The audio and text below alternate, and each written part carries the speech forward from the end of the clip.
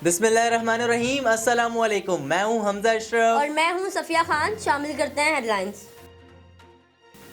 Peoples party और लीगी रहनुमाओं के लिए कल मुश्किल दिन। पार्क लेन ज़िमनी रेफरेंस और तोशाखाना केस में आसिफ अली जरदारी और दीगर मुल्जिमान पर कल फर्द जुर्म आयद की जाएगी। नवाज शरीफ को इश्तिहारी करार दिए जाने का इम्कान। आसिफ अली जरदारी पेशी के लिए इस्लामाबाद पहुंच गए।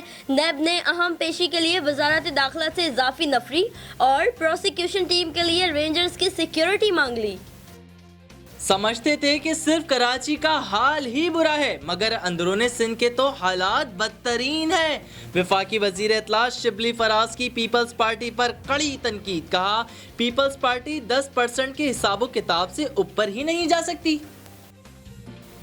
वज़ीर-ए-आज़म इमरान खान का अवाम को रिलीफ देने के लिए बड़ा फैसला। वफाकी काबीना ने फेरी सर्विस के लिए बहरी जहाज चलाने की तजवीज़ मंजूर कर ली। वफाकी वजीर अली जैदी कहते हैं, साहिली शहरों से खलीजी ममालिक तक फेरी सर्विस का खर्च फ़िज़ाई सफ़र से बहुत कम होगा। बिलावल की एक बार फिर विफाक को ललकार। NFC वार्ड हो या सिंध की आवाम का हक छीन कर लेंगे। मीरपुर खास में सैलाब से मुतासर इलाकों के दौरे में अदलिया से अपील भी कर दी।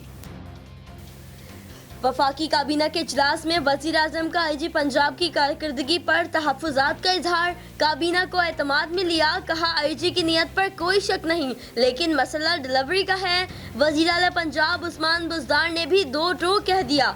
चीफ एग्जीक्यूटिव की मर्जी के बगैर कोई काम नहीं हो सकता। हम अफसर लगाएं और कोई आकर कह दे कि उसे ना लगाएं, ऐसा नहीं हो सकता।